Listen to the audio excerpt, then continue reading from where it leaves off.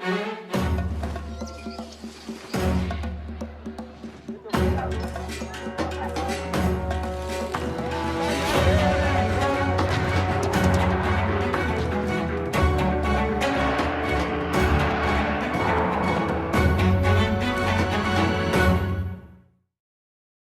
colônia, o Brasil viveu os ciclos do pau-brasil, do açúcar e do ouro. No Império, começou o ciclo do café, também voltado à exportação e produzido por escravos. Um ano depois da abolição, chegou a República. O ciclo do café acabou em 1929, quando o mundo quebrou. O Brasil se recuperou e viveu décadas de crescimento. O sonho foi interrompido pelas duas crises do petróleo, a crise da dívida externa e a hiperinflação. A estabilidade trazida pelo Plano Real e as reformas institucionais eram colocadas em risco em 2002. Tem um imenso terremoto causado por medo do próprio Lula. O PT era contra a abertura, o PT era contra a privatização, o PT era contra quase tudo. Inclusive, seu partido totalmente contra o Plano Real, fizeram um escândalo, aquele negócio todo. Ele falava na submissão do país aos interesses do FMI e dos bancos. Ou não pagar a dívida. Então, ele lançava uma grande dúvida de descontinuidade. Surgiu aquela onda de pessimismo. E o país teve que recorrer ao FMI. A crise econômica que se formava dificultaria muito qualquer governo. Claramente o eleitorado queria o Lula, a demanda das mudanças sociais, mas ele não queria perder a moeda estabilizada. Então, de novo, os líderes conseguiram entender o pedido duplo. Porque a sociedade quer isso. A defesa da estabilidade, a defesa da responsabilidade fiscal. O presidente Lula, quando assumiu, ele encontrou um pomar que estava começando a frutificar. E a ideia do programa do PT era arrancar as árvores. E o presidente Lula teria dito simplesmente o seguinte: escuta, se já estão frutificando, por que não vamos colher? Ele teve a lucidez política de perceber isso, mudou. Fingiu que não mudou, mas mudou. Então, o movimento da campanha do Lula de fazer a Carta aos Brasileiros, pela qual ele beijou a cruz e disse: vou seguir a cartilha das economias de mercado civilizadas. O então candidato Lula se comprometeu com uma série de princípios básicos saudáveis do ponto de vista econômico. Reorganizar a economia brasileira, respeitar contratos. Corretamente pensar, olha, ninguém aqui vai chutar o balde. Né? Muitas pessoas não acreditaram, não levaram isto muito a sério. Lula começou convidando um banqueiro de um banco internacional para ser o presidente do Banco Central. Resolveu, com isso, também dar uma mensagem de seriedade, de austeridade ao país. Prometo manter, defender e cumprir a Constituição, observar as leis, promover o bem geral do povo brasileiro. E com essas promessas, Lula se tornou presidente do Brasil. A surpresa começou com a escolha da equipe econômica. Foi uma das melhores surpresas da democracia brasileira o modo como foi feita no Brasil a transição do segundo FHC para o primeiro Lula. O ministro da Fazenda, um médico, Antônio Palocci, levou para sua equipe um conjunto de economistas de altíssima qualificação, mas que tinham visões de mundo distintas das dos economistas do PT. Pessoas comprometidas com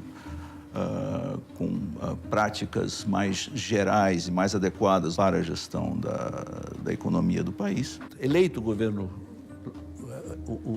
o Lula, eles ainda tiveram que fazer um ajuste. Controlar a inflação, desemprego que já estava alto, déficit de conta corrente. Foi um ajuste da economia brasileira para, se isso nenhum, botar defeito. Seguindo os melhores princípios da ciência econômica naquele momento, segundo a experiência de diversos países. Lula manteve o acordo com o FMI, que ele se comprometeu ainda na campanha a cumprir. E esse acordo estabelecia que 80% dos recursos seriam desembolsados no governo seguinte. Em julho de 2003, o Brasil já começou a crescer. E mesmo depois da crise controlada, a política econômica foi mantida. Houve, na prática, uma continuidade de gestão da política econômica. O Lula, no primeiro mandato, preservou e até reforçou o compromisso com o chamado tripé macroeconômico, austeridade fiscal para valer, política monetária autônoma do Banco Central, cumprimento do centro da meta de inflação e câmbio flutuante. Mantém o compromisso com a lei de responsabilidade fiscal e com todos os outros, tudo que é a base do Plano Real. Lula deu sequência àquela filosofia que vinha tendo no governo Fernando Henrique Cardoso de melhoria do ambiente de negócios e de mudanças institucionais que melhoraram muito o ambiente econômico para permitir que os mercados no Brasil funcionem melhor. A economia mundial crescia, com destaque para os chineses. Uma situação internacional muito favorável, especialmente por conta das suas exportações à China. Com um boom espetacular das commodities, com taxas de juros internacionais próximas de zero. O pessoal aumentar a produção e aumentar também o consumo. E isso, então, permitiu um grande crescimento. O Brasil acumula reservas até 2006, 2007, de 200 bilhões de dólares, reserva que nós geramos com um superávit comercial. Os resultados econômicos eram incríveis.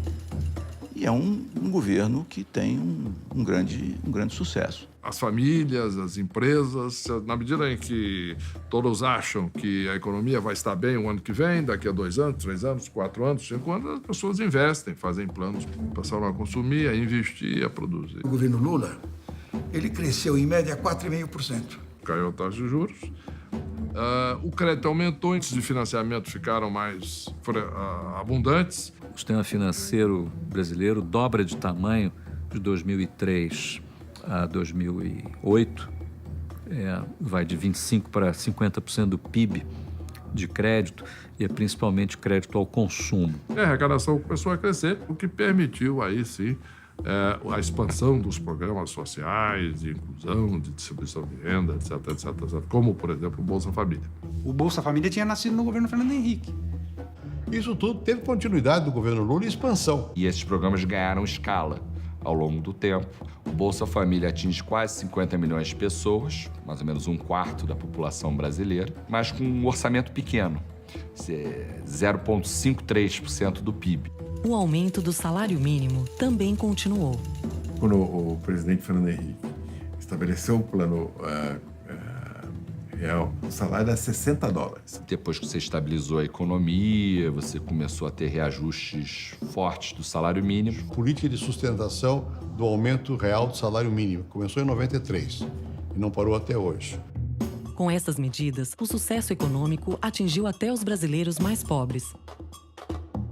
There's been a tremendous amount of economic growth that's changed the whole social structure of the country. Nenhum governo tentou fazer isso de uma forma de grande escala. Houve muitas de melhoria da situação social, não há dúvida. E aceleraram muito a partir do real, mas grandemente a partir do governo Lula. Assim como no governo Fernando Henrique, a obsessão era a estabilidade da economia, porque o Brasil tinha saído de anos de alta inflação. No governo Lula, nós tivemos uma inclusão social e a obsessão era inclusão. Então o Brasil passa a seguir um caminho do meio, aonde a desigualdade cai, mas o crescimento também acontece e a pobreza acaba sofrendo essa dupla redução, seja pelo crescimento do bolo, seja pela melhor distribuição. O governo Lula foi um grande sucesso do ponto de vista social. O desemprego, que estava a 13%, caiu para 5%. A quantidade de pessoas muito pobres foi reduzida a menos da metade do que foi. De lá para cá, o Brasil conseguiu reduzir a pobreza extrema em 70%. Com uma coisa, os 20% mais pobres cresceram a sua renda 68%. E os 20% mais ricos cresceram 38%. Todo mundo melhorou, mas os mais pobres melhoraram substancialmente mais. E assim surgiu a famosa classe C. As políticas de inclusão de renda também aumentaram o tamanho do nosso mercado interno e o poder de compra de grupos sociais que estavam totalmente excluídos. Cerca de 42 milhões de pessoas entraram para essa nova classe média. O Brasil se tornou a 6ª maior economia do mundo. Um resultado incrível. Os números eram fantásticos. E o sucesso favoreceu a reeleição do presidente Lula. 2008, o Brasil ele vinha numa tendência de crescimento bastante acentuada, né? Chegando a 2008, o que aconteceu? E o abalo sísmico da crise de 2007 e 2009. O governo deu uma série de incentivos para o crédito imobiliário nos Estados Unidos. Bancos tomaram muito risco de crédito. Foi um excesso de endividamento, não é? Uma especulação financeira adoidada. Não é? No momento em que o valor das casas e dos imóveis comerciais começou a cair, as pessoas passaram a não ter recursos para pagar o crédito. Isso gerou uma reação em cadeia, começou a quebrar bancos. O sistema creditício mundial literalmente parou, como se tivesse uma parada cardíaca. O sistema financeiro internacional entrou em colapso. As linhas de crédito para o Brasil pararam, foram interrompidas completamente. E mais uma vez, uma crise mundial abalava o sonho brasileiro.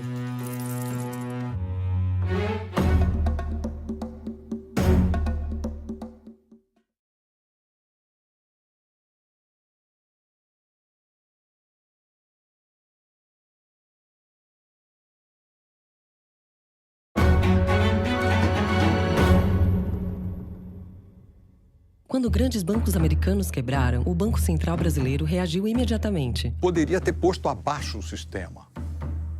Só não foi porque os bancos centrais socializaram a crise, assumindo passivos, assumindo ativos do setor privado. Nós entramos nos chamados canais de transmissão da crise, isto é, onde é que está a crise estrangeira, como é que ela se transmite para o Brasil, e atuamos nestes canais. O governo agiu corretamente. Tínhamos 260 bilhões de reais de depósitos compulsórios no Banco Central que foram liberados para irrigar a economia. Uma boa parte disso foi liberado. 205 bilhões de dólares de reservas internacionais que nos permitiram, na prática, substituir o sistema financeiro internacional financiando bancos e empresas exportadoras e importadoras brasileiras. A crise de 2008 gerou uma crise de confiança no mundo inteiro, né, e justificou a adoção de políticas chamadas keynesianas. Incentivar o crescimento da economia, incentivar o consumo. Houve uma escala de intervenção financeira e monetária nas economias desenvolvidas nunca antes praticada. O Brasil fez isso, aumentou o gasto público, aumentou o crédito pelos bancos oficiais. Diminuiu o superávit primário, diminuiu os juros. O governo ofereceu os incentivos fiscais para a compra de duráveis. Mais incentivos ao endividamento familiar, ao consumo, via redução de imposto também, do IPI, essas coisas. Tem uma frase famosa do Lula, que ele vai, né, à imprensa para dizer, olha, vamos às lojas, vamos consumir. E esse ciclo de crédito ganhou muita aceleração a partir de 2009. Isso fez com que a demanda aumentasse e a economia voltasse a crescer. A economia já recuperou-se de uma forma muito forte, né? Ela já cresceu 7,5% em 2010. No passado, quando os Estados Unidos tinham uma gripe, o Brasil pegava uma pneumonia e, às vezes, uma tuberculose. Eles pegaram quase uma pneumonia e nós tivemos, naquela época, uma gripe. Não foi uma gripe fraca, mas foi curta. Uma recessão de 5 meses, que foi a mais curta do mundo, e depois voltou a crescer. Os efeitos da crise foram controlados, mas o intervencionismo não diminuiu. A equipe econômica do segundo mandato defendia preceitos muito diferentes da anterior. O Brasil me impressionou muito. De 1990 até 2005, 2006, o Brasil fez uma mudança espetacular. Eu acho que o processo meio que piorou um pouco a partir de 2006. E aí o governo Lula começou a mudar. E nós deixamos de aproveitar esse momento para fazer uma série de reformas. Nós não fizemos mais quase nenhuma reforma, nada que realmente fosse fundamental. Com a ascensão da Dilma, você tem uma alteração significativa de política, manteiga na política no Ministério, e uma política muito mais centralizadora. Passa a haver uma visão muito maior de um intervencionismo em setores da economia. O ministro da Fazenda, Guido Mantega, né, é dessa escola intervencionista. E aí começou a haver um abandono gradual dos mecanismos de estabilização, particularmente o tripé macroeconômico. O tripé desmontado, necessário para manter o gasto público sob controle. O governo começou a aumentar os gastos, o superávit primário começou a diminuir. É o Estado desenvolvimentista achando que vai decidir quais são os setores da economia que vão florescer e quais são aqueles que não vão receber apoio, proteção, favores e estímulo. Políticas diferenciadas no BNDES em favor de determinados setores ou empresas que foram entendidas como relevantes para a criação daquilo que se convencionou denominar dos campeões nacionais. Então, passou-se a usar muito agressivamente o crédito direcionado e subsidiado, isenções tributárias, tarifas de proteção à importação. Ficar dando incentivo para esse, para aquele, tudo a conta-gota, tá certo? Sem clareza, transparência nas regras. Tem uma transferência de renda do Tesouro para os grupos que vão ter esse capital mais barato do que o próprio Tesouro se financia. Enquanto o mortal comum paga 30% de juros, ele paga 5%, 6%. Né? O governo passou a suprir o BNDES de recursos crescentes. Isso foi algo como 9% do PIB de dinheiro, uma baba de dinheiro que se deu para o BNDES, da ordem de 400 a 500 bilhões. Uma vez me perguntaram, mas como é que o BNDES faz escolhas? Eu disse, olha, nós temos aqui um grande assessor inglês que nos faz as escolhas das empresas. É o Charles Darwin. A economia já não crescia como na década anterior. Mas isso não afetou o resultado das eleições. Em 2010, os brasileiros elegeram Dilma Rousseff presidente. A Dilma teve um problema sério. Havia o desaquecimento da economia mundial. Uma economia com crescimento muito baixo, próximo de zero, com inflação mais alta do que as metas que a sociedade fixou para si mesma. E o governo entendeu que deveria continuar intervindo. Do governo Lula para o governo Dilma há uma continuidade. O governo continua intensificando as políticas sociais. Portanto, um objetivo são as políticas sociais. Um grande sucesso na política de aumento da classe média. O programa Brasil Sem Miséria, que abriu as portas da universidade à população brasileira. Isso foi um grande sucesso desse governo e é inegável, não se pode negar isso. Claro que o governo Dilma, ele se revelou muito mais interventor na economia, um certo messianismo que o governo Lula não tinha, e de gastar recursos públicos que não tem. E começa a se restabelecer o chamado capitalismo de Estado, em que o Estado é o promotor, é o investidor, é o que controla. A ideia do Estado intervindo desastradamente no funcionamento dos mercados. Uma completa dissociação entre a classe econômica, os empresários e o governo, uma falta de diálogo muito forte. E isto faz com que a gente tenha o clima de desconfiança e de falta de investimentos que a gente vê no nosso país hoje. Com falta de investimentos, o governo lançou um pacote de concessões na área de infraestrutura. O Estado não tinha condições de continuar investindo na infraestrutura de rodovias, ferrovias, portos e assim por diante. E aí a iniciativa, que eu acho extremamente louvável, de mobilizar o setor privado através de concessões, do grande programa de concessões. A Dilma, sobretudo, fez várias privatizações, que, como a privatização é uma palavra maldita, recebeu o nome de concessões e tal. E as estratégias para aumentar o PIB e conter a inflação, aumentando crédito e incentivos, não dão resultado no governo Dilma. Ela pega o final, vamos dizer, desse ciclo de endividamento familiar e de criação de crédito de consumo.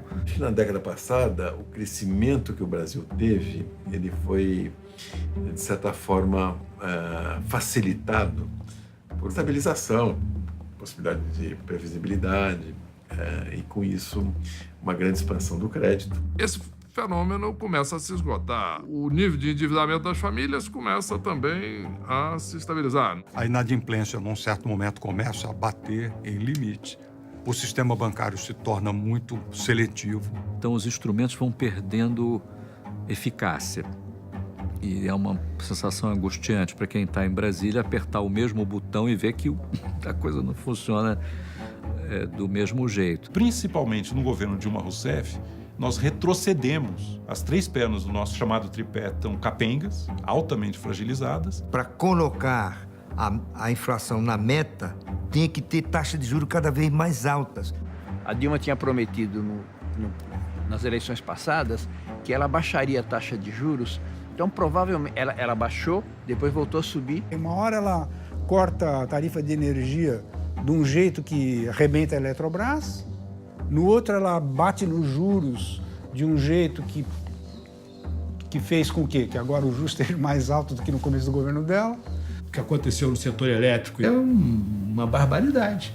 Começar a controlar a inflação com base em represamento artificial de tarifas, como energia elétrica, como o preço da gasolina, como o preço do transporte público. E, de repente, você montou um desastre nessa área, né, que você administrou os preços. A inflação continuou aumentando e os gastos do governo também. Há um descontrole de gasto público.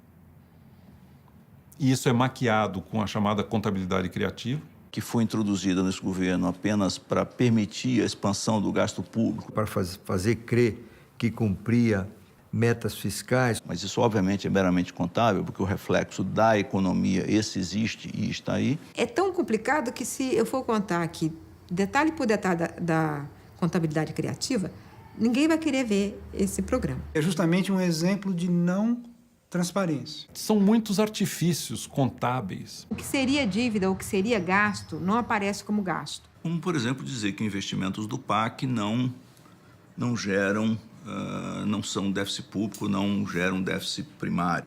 Esse é um entre muitos exemplos. Outro exemplo, não pagar contas devidas num ano. São gastos que não foram feitos naquele ano contábil, vão ficar para o período seguinte. Eles descobriram que a operação que dá prejuízo pode gerar dividendo. O Tesouro, para fechar as contas, ele pede ao BNDES que pague dividendos, mesmo tendo que logo depois pedir mais um aporte de dinheiro ao Tesouro. Então, na verdade, ele tem uma dívida, mas ele também tem um ativo. Então, isso se neutraliza. Na dívida líquida, não aparece. Como se você passasse o dinheiro de um bolso da calça para o outro bolso da calça e considerasse aquilo como receita. O que acontece é, ao dizer que um determinado gasto não é déficit, no fundo eu estou autorizando uma expansão fiscal ou uma expansão monetária. O que significa, olhando do lado da moeda, significa inflação. A contabilidade criativa ela não afeta o mundo real. Não é que estão roubando, não é isso. Estão querendo passar uma imagem do que não existe. Isso afeta a credibilidade, aumenta a desconfiança. Uma das coisas que mais atrapalhou e gerou desconfiança no meio empresarial, dos investidores, etc., é justamente o recuo que foi, em vez de avançar na transparência das contas, ao contrário. A falta de confiança no governo foi aumentando, até que em julho de 2013, milhões de brasileiros foram às ruas. Inicialmente contra o aumento do ônibus, depois também por saúde, educação, segurança e contra a Copa do Mundo no Brasil. Contra a corrupção, contra a PEC 37, contra esse projeto absurdo que é a Cura Gay da Comissão dos Direitos Humanos. Foi um movimento difuso de insatisfação com o governo. It's kind of an inevitable process of economic modernization. You get young people with better education, with higher expectations, you get a broader middle class, and middle classes everywhere in the world have greater expectations. Os indivíduos mais demandantes e maiores pressões sobre o governo, com maior cobrança, que eu acho que é uma coisa muito positiva da sociedade. And that's what democracy is. Democracy is governments that have to be responsible to public pressure. Apesar das manifestações, no final de 2014, num pleito disputadíssimo, Dilma foi reeleita. Ela assumiu com desafios muito maiores do que da primeira vez. São os efeitos negativos da intervenção. O preço dos erros, né? Recessão, aumento do desemprego, queda de renda, incertezas, redução do investimento, queda do potencial de crescimento do país. E mais uma vez, Depois de um período de enorme crescimento, o país enfrentava uma crise econômica.